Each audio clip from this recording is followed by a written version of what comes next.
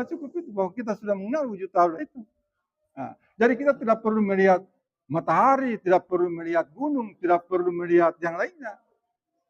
Buktikan dengan efek sifat Allah kepada diri kita. Buktikan efek perbuatan Allah pada diri kita. Nah, itu orang-orang Madura baru menganggap baru ada persatu sifat-sifat yang standar yang umum orang ketahui.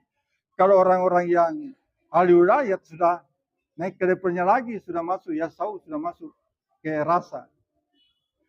Maka Ibnu Abbas berkata, innama siwala atmu madun saihin satik. Segala sesuatu selain zatnya maka tidak ada. Dan Allah tidak pernah bersama sesuatu dengan sesuatu yang lain. Jadi matahari, bulan, matahari, gunung semuanya tidak pernah menyekutuai Allah. Dan pertanyaan terakhir, dulu Allah sendiri, setelah Allah sendiri, Allah ciptakan, Allah berdua alam, Allah masih tetap sendiri dan dia tetap sendiri. Apa dalilnya? Kullu saing halikum ila wajah. Segala sesuatu binasa kecuali wajahnya. Ketika kita melihat peran Allah pada rambut dalam pada diri kita, berarti kita melihat peran Allah. Berarti melihat wajah Allah pada diri kita. Wajah Allah itu dibagi dua, ada wajah uluhiyah, ada wajah rububiyah. Ini yang masih bisa dijelaskan. Wajah itu artinya sesuatu yang dipandang. Itu wajah maksudnya. Jadi ketika Allah menatap dirinya sendiri, berarti dia sedang menatap wajahnya yang disebut wajah uluhiyah. Jadi ketika Allah menatap dirinya sendiri, maka kedua ayat ini, segala sesuatu binasa kecuali wajahnya. Wajah di sini bisa diartikan zat. Segala sesuatu binasa kecuali zatnya. Jadi ketika kita melihat rambut ini tumbuh pada diri kita, segala yang tumbuh pada kita maka kita sudah memandang salah satu wajah Allah, tapi bukan wajah uluhiyah, karena sudah ada tubuh, sudah ada rambut. Itu salah satu sifat hayat Allah yang ada pada diri kita. Dalam ahli akidah, memandang sesuatu tubuh ini terhijab dengan tubuh ini. Kalau orang marifat memandang tubuh ini, dia tidak memandang tubuh, dia memandang perang Allah dari sifat amuhiyah yang ada kepada Allah Subhanahu itu yang maha menghidupkan dan maha mematikan. Mana yang lebih duluan, mana yang lebih dulu yang diciptakan, Adam atau bumi berserta dengan planet-planet lainnya? Ini khusus menjawab pertanyaan Pak Asis ya. Jadi semua yang ada ataupun semua entitas itu ada dua. Ada yang gaib, ada yang lahir. Asbab juga begitu. Ada asbab gaib, ada asbab lahir. Kita memang bisa berdiskusi kebanyakan di bidang yang lahir. Sedangkan yang gaib itu memang kita batasi ya. Karena namanya gaib bukan tidak ada, tetapi memang tidak mampu dicerna oleh otak secara real. Ya, pertanyaannya tadi itu saya jawab setelah lahir saja. Dengan dasar wa qala rabbuka lil malaikati inni ja'ilu fil ardi khalifah. Ketika Allah menyatakan bahwa kami akan menciptakan makhluk sebagai khalifah atas bumi. Berarti buminya sudah ada. Jadi malaikat sudah paham khalifah. Kemudian diciptakanlah Adam dan min tin. Sebagaimana ungkapan iblis, halaktu min nar wa halaktu min tin. Kau ciptakan dia dari tanah. Ya.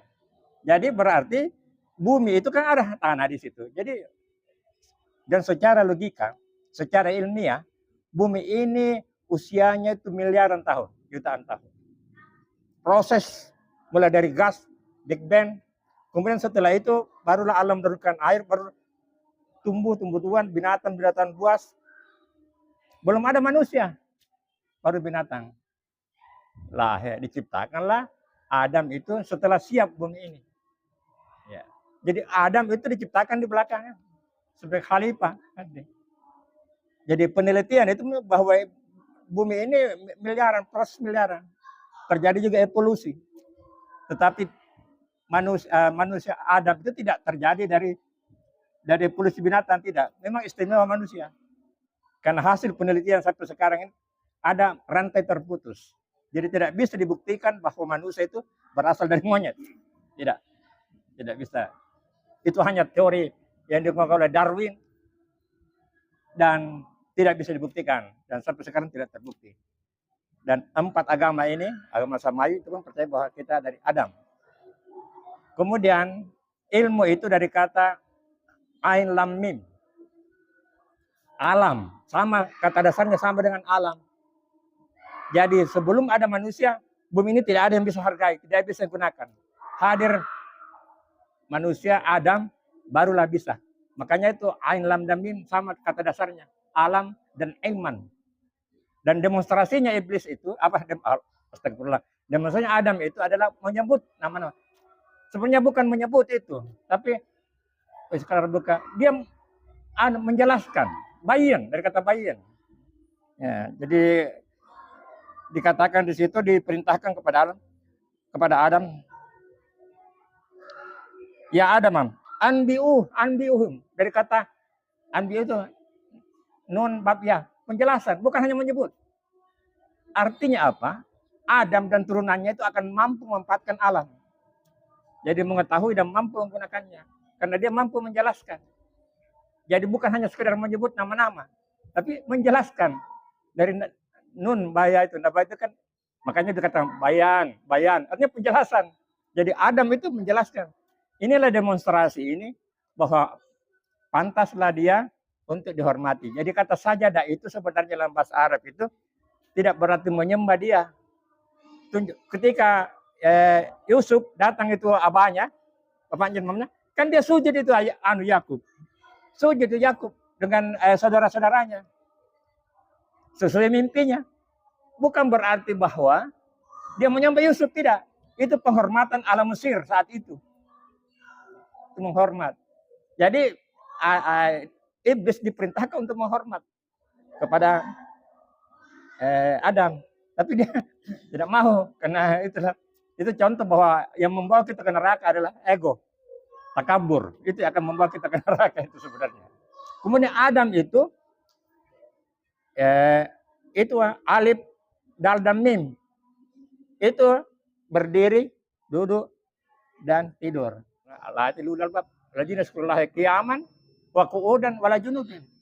Jadi kita ini mengingat Allah itu dalam tiga proses. Semua aktivitasnya 3 saja. Berdiri, duduk, atau tidur, atau berbaring. Ya. Jadi itu barangkali penjelasan Pak Asis itu.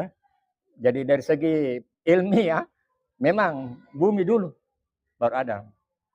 Adapun nanti berbahasan dengan pengenal Allah itu, biarlah dia yang melanjutkan. Alhamdulillah.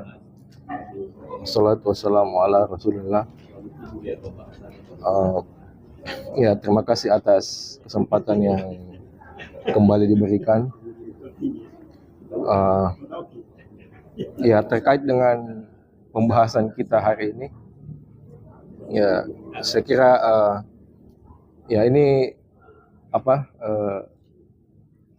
salah satu pembahasan yang menarik ya.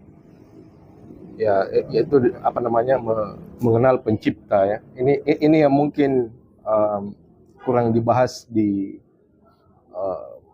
banyak majelis ya, sehingga mungkin kita hanya berputar-putar pada hal-hal yang bukan esensi ya.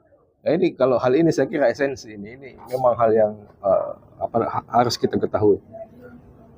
Saya sedikit ada 2 hal yang saya mau sampaikan sekaligus mau tanyakan. Ya, yang pertama itu ada seorang profesor kalau tidak salah ya, ada seorang profesor dari salah satu universitas Islam di Indonesia, yaitu tentang tadi itu mengenal Allah itu. Beliau mengatakan seperti ini, bahwa kita semua ini, ya, apakah itu individu, apakah itu golongan, apakah itu apa namanya organisasi atau apa ya. Itu kita semua ini kan ini berusaha untuk mengenal Allah Subhanahu wa taala, berusaha untuk mengetahui jalan Allah Subhanahu wa taala, berusaha untuk mendekat begitu.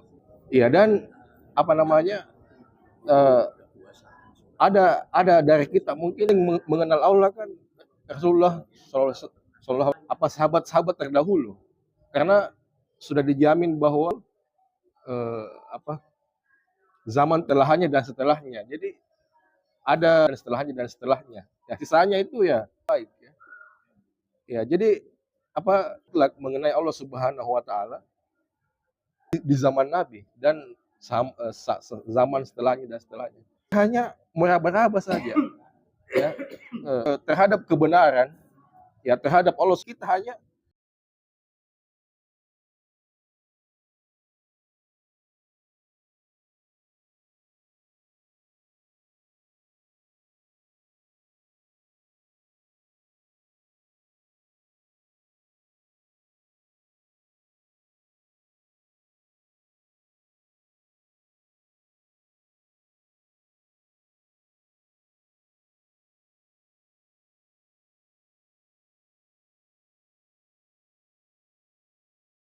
kita ini sama-sama orang yang mencari. Ya, misalnya kita cari sesuatu yang hilang, misalnya Allah hilang tidak, ya misalnya begini. Ada kita cari sesuatu yang hilang, yang apa namanya? Kita ini sama-sama tidak tahu. Kita tidak tahu, saya juga tidak tahu. Kita sama-sama mencari. Apakah saya bisa salahkan kita? Kenapa kau cari di situ? Salah. Kenapa kau cari di situ? Salah. Kenapa kau cari dengan cara itu? Salah. Kenapa kau cari dengan cara itu? Salah. Jadi katanya beliau itu kita ini sama-sama orang yang mencari. Jadi enggak pada tempatnya kalau dia begini, saya kenal dia begini. Nah, ada satu pakar itu dia bilang begini. Ya ini juga mungkin dia mungkin enggak bahasakan secara tasawuf, tapi saya tahu gini.